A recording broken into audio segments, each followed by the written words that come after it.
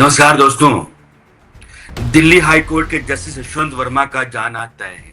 संसद में महाभियोग प्रस्ताव से पहले वो इस्तीफा दे दें या फिर उसके बाद उनकी कुर्सी जाए, लेकिन उनकी जो किस्मत है वो कमोबेश लिखी जा चुकी है। हाँ, यह जरूर है कि वो जाते जाते अपने साथ देश के उपराष्ट्रपति जगदीप धनखड़ को भी निपटा गए। जगदीप धनखड़ को इस्तीफा क्यों देना पड़ा? जगदीप धनखड़ के मन की ऐसी कौन सी मुराद थी जो पूरा करना चाहते थे, और वो मुराद पूरा होते होते उनके ऊपर इतनी भारी पड़ गई कि उनको अपने पद से ही जाना पड़ गया। ये मुराद है जस्टिस यशवंत वर्मा के खिलाफ जो भी फैसला हो वो संसद के उस सदन में हो जिस सदन के नेता जगदीप धनखड़ हैं, यानी कि राज्यसभा। राज्यसभा के भीतर वो कमेटी बिठाएं, जांच हो और वहां से ही इनिशिएट किया जाए वो पूरा प्रोसेस, जो इतिहास में इस बात के लिए दर्ज किया जाए कि देश के एक जज के खिलाफ जो हाई कोर्ट का जस्टिस था, महाभियोग प्रस्ताव संसद में लाया गया और उसको अपने पद से हटाया गया। और हटाने का फैसला जिस व्यक्ति की अगुवाई में लिया गया वो जगदीप धनखड़ थे, देश के उपराष्ट्रपति और राज्यसभा के सभापति। ऐसा क्यों है?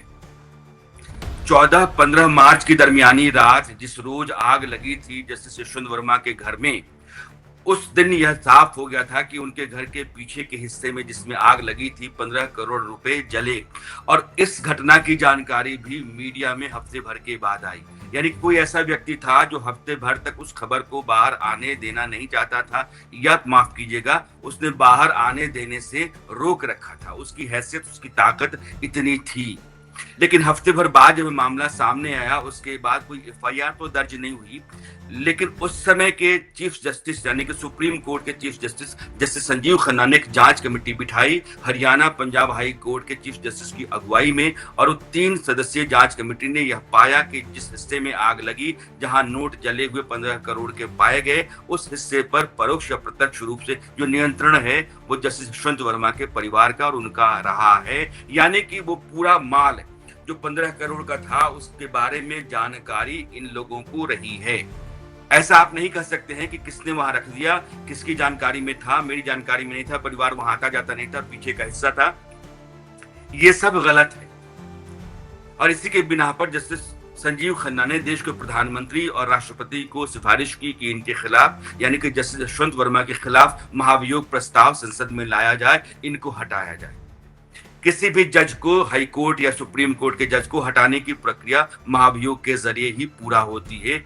आज तक किसी भी जज को महाभियोग के जरिए हटाया नहीं गया। सभी जजेस ने पहले इस्तीफा दे दिया है, या फिर उसको उप सभापति ने या स्पीकर ने जो मोशन है उसी को खारिज कर दिया है। यह अधिकार दोनों सदनों के मुखिया के पास है, संविधान के तहत दिया हुआ है। अब जगदीप धनखड़ साहब लगातार जब से यशवंत वर्मा के घर के पीछे वाले हिस्से में आग लगने के बाद 15 करोड़ नोट के जलने की खबर चलने लगी, वो जुडिशरी को लेकर के हमलावर हो गए और बार बार पूछते रहे कि हाँ, यशवंत वर्मा को तो हटाया जाना चाहिए, लेकिन वो पैसा उनको किसने दिया था, वो किसका पैसा था जो उनके घर के पीछे वाले हिस्से में रखा हुआ था। जुडिशरी के भीतर इतना करप्शन आखिर क्यों हो, और जुडिशरी के भीतर जो कुछ भी हो रहा है वो सही नहीं है। वो खुद वकील रहे हैं, जयपुर से लेकर के दिल्ली तक लंबे समय उन्होंने वकालत की है, इसलिए जुडिशरी के भीतर के गिरह पेच को वो जानते हैं। और उनको लगता है कि अगर जुडिशरी के भीतर कोई बहुत बड़ा फैसला संविधान के रास्ते संसद के जरिए हो तो उसकी कमान उनके हाथ में हो। एक यह जो उनके दिल की मंशा थी या उनकी मुराद थी वो ये थी। दूसरी तरफ सरकार ने तैयारी कर रखी थी कि विपक्ष और सत्ता पक्ष दोनों को एक साथ जोड़ करके और लोकसभा के भीतर वो प्रस्ताव लेकर के आए और यहां से वो प्रक्रिया शुरू। इसीलिए तमाम सांसदों ने जिस दिन मॉनसून सत्र शुरू होता है उस दिन लोकसभा स्पीकर ओम बिरला से बात की और ज्ञापन दिया कि यह ज्ञापन जस्टिस यशवंत वर्मा के खिलाफ महाभियोग प्रस्ताव लाने को लेकर के है। यानी कि सरकार ने, और उस महाभियोग ज्ञापन के ऊपर महाभियोग प्रस्ताव पर जो दस्तखत रहे सांसदों के, उनमें राहुल गांधी, रविशंकर प्रसाद, अनुराग ठाकुर, राजीव प्रताप रूडी और तमाम दलों के नेताओं के, सांसदों के दस्तखत हैं। यानी कि सरकार ने एक तरीके से सहमति तैयार कर ली थी कि सदन, लोकसभा, स्पीकर ओम बिरला और यहीं से महाभियोग का प्रस्ताव इनिशिएट होगा। अब यह बात कहीं ना कहीं जगदीप धनखड़ को समझ में आ गई थी कि जो कुछ वो चाहते हैं वो उनके जरिए होने वाला नहीं है। इसीलिए दोपहर में उनके चैम्बर में जाकर के जयराम रमेश और नासिर हुसैन, ये दोनों कांग्रेस नेता हैं, जयराम रमेश भी बेंगलोर से आते हैं, नासिर हुसैन भी बेंगलोर से आते हैं, इन दोनों ने मुलाकात की और 50 से अधिक राज्यसभा सांसदों के दस्तखत वाला एक नोटिस या एक प्रस्ताव उनको दिया कि यह प्रस्ताव भी जस्टिस वर्मा को हटाने का है और हम सब चाहते हैं कि उनको हटाया जाए महाभियोग के जरिए। लेकिन इसमें एक अलग मामला था। लोकसभा के भीतर विपक्ष और सत्ता पक्ष दोनों के सांसदों के दस्तखत थे, लेकिन यहां सिर्फ विपक्षी नेताओं के दस्तखत थे। 50 से अधिक सांसदों ने सिग्नेचर तो किए थे, लेकिन सरकार में जितने भी दल शामिल हैं उनमें से किसी भी दल के नेता का कोई भी दस्तखत उस पर नहीं था। यानी कि विपक्ष एक तैयारी कर चुका था कि वो जस्टिस वर्मा को हटाने का पूरा क्रेडिट सरकार से छीन करके खुद ले ले और उस विपक्ष की उस मंशा को पूरा करने का जरिया बन रहे थे उपराष्ट्रपति जगदीप धनखड़। उन्होंने इस नोटिस को टेकअप किया और टेकअप करने के बाद कहा कि 50 से अधिक सांसदों के दस्तखत का ये नोटिस आया हुआ है, यह महाभियोग प्रस्ताव से जुड़ा हुआ है, इसको हम टेकअप करते हैं। और बाकी कानून मंत्री के जरिए उन्होंने जानना चाहा कि क्या इस तरह का प्रस्ताव लोकसभा के भीतर भी आया है क्या, यानी कि अगर वहां नहीं अभी तक आया है तो यहां हमने टेकअप कर लिया है, अब प्रोसेस यहां से इनिशिएट होगा और यहीं वो प्रक्रिया आगे बढ़ेगी।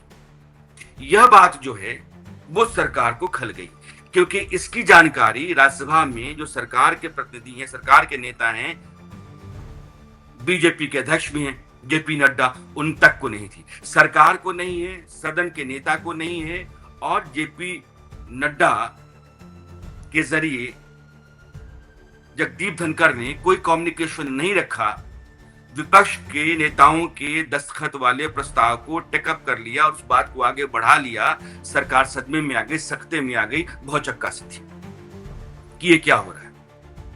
सरकार के पूरे किए पर पानी फिर जाएगा, यह बात तो समझ में आ गई। और यहीं से आप यूं समझिए, जगदीप धनखड़ के साथ सरकार का जो पहले लंबे समय से एक नाराजगी चल रही थी वो टकराव में बदला और टकराव एक नतीजा जगदीप धनखड़ का इस्तीफा। अब पिछले कुछ समय से टकराव क्यों चल रहा था?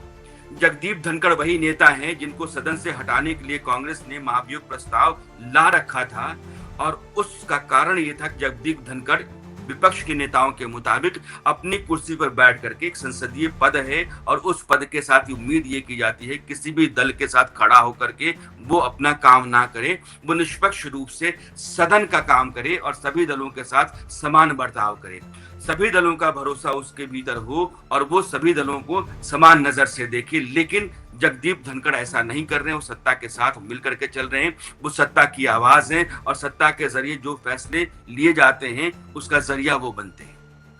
इसलिए इनको हम हटाना चाहते हैं। ये अपने पद के साथ ईमानदार नहीं है, इंसाफ नहीं कर पा रहे हैं, इसलिए हमको नहीं भा रहे हैं। वो अविश्वास प्रस्ताव जो कांग्रेस लेकर के आई थी, आज उसी कांग्रेस के वो आंखों का तारा बने हुए हैं। तो आंखों की किरकिरी से आंखों का तारा बनने के पीछे यह भी हो सकता है कि जगदीप धनखड़ को ये लगा हो कि विपक्ष जो मेरे खिलाफ इतना गुस्सा पाले हुए, नाराजगी उसके मन में बैठी हुई है, उसको दूर करने के लिए उसे हम नजदीकियां बढ़ाते हैं। विपक्ष नेताओं के साथ नजदीकी बढ़ने का कारण ये है, या कुछ नमूने ऐसे हैं कि मल्लिकार्जुन खड़गे के साथ उन्होंने 15 जुलाई को मीटिंग की थी और खड़गे के साथ मीटिंग का वीडियो जो 40-44 सेकंड का था उन्होंने अपने सोशल मीडिया प्लेटफॉर्म पर डाला भी था। यह जो मॉनसून सत्र संसद का शुरू हो रहा है, इससे ठीक एक रोज पहले उन्होंने अरविंद केजरीवाल से भी मुलाकात की थी। अरविंद केजरीवाल आज की तारीख में दिल्ली के मुख्यमंत्री नहीं है, हाँ वो आम आदमी पार्टी के नेता जरूर हैं और इस तरह की जो शिष्टाचार बैठकें होती हैं, मुलाकातें होती हैं, वो होती रहती हैं, उपराष्ट्रपति, राष्ट्रपति, प्रधानमंत्री करते रहते हैं। लेकिन यह लगातार चल रहा था और आपको याद होगा कि शिवराज सिंह चौहान जो कृषि मंत्री हैं, उनकी मौजूदगी में एक सार्वजनिक मंच से जगदीप धनखड़ ने कहा था कि शिवराज सिंह चौहान जी, आप देश के कृषि मंत्री हैं, किसानों के साथ सरकार ने जो वादा किया था वो वादा आज तक पूरा क्यों नहीं हुआ, क्या आप बताएंगे मुझे? यानी कि सरकार ने जो कुछ भी अभी तक कहा है कि किसानों के लिए उसने ऐसा किया है और किसानों की खातिर बेहिसाब योजनाओं की गिनती प्रधानमंत्री करते हैं। वो किसान सम्मान निधि का मामला हो या फिर हर साल 6,000 रुपए जिसको दिया जाता है, या किसानों को अलग अलग तरह की योजनाओं के जरिए जो फायदा पहुंचाया जाता है उन सब का मामला हो, इस सबको अचानक एक ही बार में उन्होंने धराशायी कर दिया। सरकार को यह बात भी खली थी, तो जुडिशरी खिलाफ लगातार वो तोप चलाते जा रहे थे, किसानों को लेकर के सरकार पर हमला बोल चुके थे, विपक्ष के साथ उनकी नजदीकियां बढ़ती जा रही थी और विपक्ष के सांसदों के दस्तखत किए हुए मोशन को या प्रस्ताव को उन्होंने अपने सदन में टेकअप करके जस्टिस वर्मा के खिलाफ कार्रवाई का आगाज या कुछ शुरुआत कर दी। अपने मंसूबे को पूरा करने के लिए सरकार के साथ उन्होंने एक तरीके से युद्ध शुरू कर दिया। यह टकराव था और उसके बाद एक फोन कॉल जाता है एक बड़े मंत्री का और बड़े मंत्री के साथ उनकी बात होती है और कहा यही जाता है कि आपका जो पूरा रवैया है संसदीय परंपरा में, संसदीय लोकतंत्र में अपने पद पर बैठ करके आप सब कुछ तो कर सकते हैं, आप बिल्कुल न्यूट्रल रहिए, आप अपने पद के साथ जो दायित्व आपका जुड़ा हुआ है उसका निर्वहन पूरी तरीके से कीजिए, कोई नहीं रोकता है, लेकिन सरकार जो अपनी योजना तैयार करती है, सरकार जिस पर काम कर रही होती है, आप उस पर पानी नहीं फेर सकते। सरकार के किए को आप रद्द नहीं कर सकते। सरकार देश चुन करके खड़ा करता है, समूचे देश का दायित्व लेकर के जो सरकार चल रही है, उस सरकार ने दिन रात एक करके अगर किसी प्रस्ताव पर काम किया है, उसकी अपनी कोई योजना है, तो सरकार से संपर्क किए बगैर या अपने दफ्तर से सरकार को जानकारी दिए बगैर आप इस तरह का कोई भी महत्वपूर्ण फैसला कर लेंगे और जहां सिर्फ और सिर्फ पक्ष है, यह सरासर सरकार के खिलाफ आपकी कार्रवाई माना जाएगा।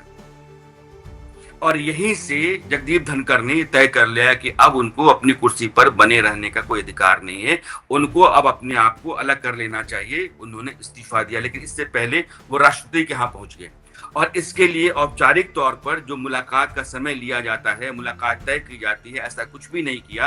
वो अचानक से राष्ट्रपति भवन गया, देश का उपराष्ट्रपति राष्ट्रपति के यहाँ गया है, जाहिर है हलचल हो जाएगी, कोहराम हो जाएगा और राष्ट्रपति ने भी किसी तरीके से उनके साथ बैठ करके मुलाकात करने का इंतजाम किया। यह दोनों नेताओं के बीच की बातचीत हुई और वहां से लौट करके आए। 9:25 पर उन्होंने पोस्ट किया, राष्ट्रपति को संबोधित करते हुए अपना इस्तीफा लिखा कि स्वास्थ्य कारणों से मैं इस्तीफा दे रहा हूं, लेकिन कारण यही था कि जस्टिस वर्मा को हटाने का जो पूरा का पूरा अभियान है, उस अभियान की कमान वो अपने हाथ में ले सकें और इस मुराद को पूरा करने के चक्कर में सरकार के किए पर पूरा पानी फेर दिया और सरकार के साथ टकराव वही सरकार जिसने उपराष्ट्रपति का उम्मीदवार बनाया, उपराष्ट्रपति बनाया और उपराष्ट्रपति बनने के बाद आपके दायित्व के साथ बिना कुछ छेड़छाड़ किए हुए वो सिर्फ इतना ही चाहती है कि हम जो कर रहे हैं और हमारे ऊपर जो जिम्मेदारियां हैं, उन जिम्मेदारियों को लेकर के आप कहीं कोई ऐसा फैसला ना लें जिससे हमको खलल पैदा हो या हमको असहज महसूस होता हो। और ये ऐसा होने लगा था। तो ऐसा होने लगने की स्थिति में जगदीप धनखड़ के साथ एक ही विकल्प बच गया कि आप अब कुर्सी से जाइए। और इसीलिए प्रधानमंत्री ने जब उनका इस्तीफा राष्ट्रपति ने स्वीकार कर दिया, उसके बाद सिर्फ एक ही पोस्ट किया कि हम उनके स्वास्थ्य की मंगल कामना करते हैं। उन्होंने तमाम पदों पर रह करके देश की सेवा की। तो कुल मिलाकर के अंदर खाने की कहानी यही है। तो इस वीडियो में इतना ही। मेरी आपकी मुलाकात अगले वीडियो में फिर होती है, तब तक दीजिए विदा।